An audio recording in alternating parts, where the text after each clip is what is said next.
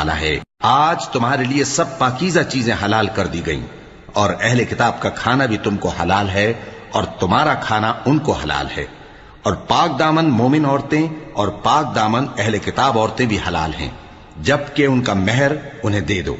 اور نکاح سے عفت قائم رکھنی مقصود ہو، نہ کہ کھلی بدکاری کرنی اور نہ چھپی دوستی کرنی۔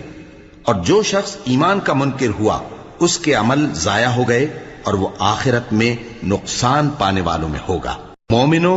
جب تم نماز پڑھنے کا قصد کیا کرو تو اپنے منہ اور کوہنیوں تک ہاتھ دھو لیا کرو، اور سر کا مسح کر لیا کرو، اور ٹخنوں تک پاؤں دھو لیا کرو، اور اگر جنابت کی حالت میں ہو تو نہا کر پاک ہو جایا کرو، اور اگر بیمار ہو یا سفر میں ہو یا کوئی تم میں سے بیت الخلا سے ہو کر آیا ہو یا تم نے عورتوں سے مقاربت کی ہو،